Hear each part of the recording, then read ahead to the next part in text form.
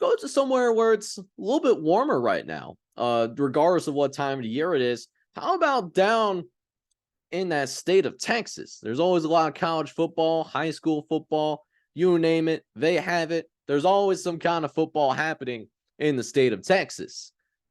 But maybe one Texas team that doesn't get talked about enough, Texas State Bobcats. They host Georgia Southern, and Texas State wins 45-24. But that's not the biggest story here. Texas State, because they win their sixth game of the season, for the very first time in program history, Texas State is bowl eligible. That is the story here. So right off the bat, congratulations to Texas State for being bowl eligible for the very first time. Judging by how many bowl games are out there, I'm sure Texas State, regardless of what happens in these last few games of the season, they are going to go to a bowl game. And that's a big achievement for Texas State. And the reason why Texas State was able to do what they did is, at a lesser level, they kind of embrace that Colorado philosophy in terms of building through the transfer portal. It wasn't as dramatic, but Texas State brought in the second most transfers in the country, just behind Colorado. That was the only team that brought in more transfers. Now, for the big benefit for, a G5 school like Texas State, there's not as much of a gap within the group of five as there may be, within like your typical Power 5 conference. So for Texas State to get all of these transfers, they really put themselves in a good spot to just in 1 year go from being arguably a bottom dweller, which is what they were in 2022. That's why they fired their coach. They got a new guy in. That's why they were able to bring in all of these transfers that they did, to now towards the top of this Sun Belt West, possibly competing for a Sun Belt championship. They'll need a little bit of help, but Texas State is right in there in the thick of things. So what happened in this game? So the model thought that Georgia Southern was going to win this game. And I mean, it looked close like either way. Texas State was only a 2.5 point favorite, but surprisingly, the Bobcats handled business. And they were led by a quarterback that's going to sound familiar to a lot of you guys, actually, TJ Finley. If you guys remember TJ Finley, he started his career at LSU, then went to Auburn for a couple of years, and, up and down tenure at Auburn.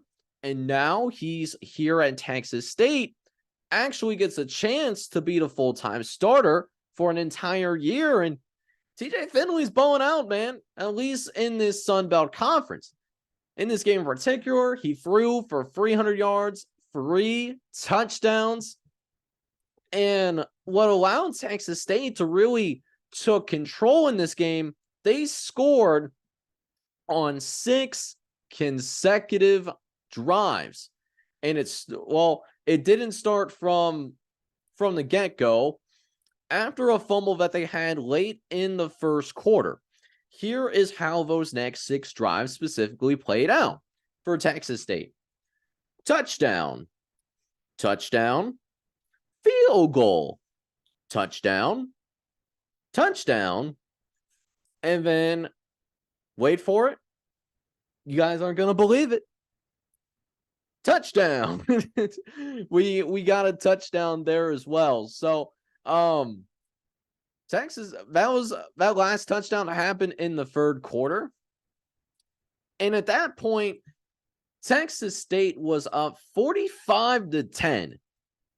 This was actually more of a lopsided game than what meets the eye. And Georgia Southern is a good team. That is a very quality football team in the Georgia Southern Eagles. This is a Georgia Southern squad that was able to win 6 games as well. They're also kind of in that thick of things as well in the Sun Belt East. They, even with this loss, they still have a chance to go to the conference championship game because they have the win over Coastal Carolina.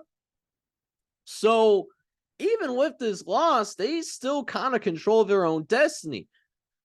But I really want to talk about this game because of Texas State. Because this is the beautiful thing about, I think, what NIL and what the transfer portal is going to bring to college football in the long term. I think it's going to create more parity. I think we're going to see more situations in the future where, it only takes 1 year to make that, 3, 4, 5 win jump. It's possible. It's more possible than it's ever been. And we're already seeing it in college basketball as well. Last season, we just had Florida Atlantic and San Diego State in the Final Four. Who saw that coming? It's going to bring more parity to the sport. I'm absolutely here for it. So we'll talk about the winners for a little bit, see what's next for the winners. Now, Texas State does need some help if they want to go to the conference championship game because they're only 1 game behind Troy. However, they already did play Troy, and Troy won 31-3, or 31-13. So Troy would need to lose 2 of their next 3 games, and Texas State would need to win out.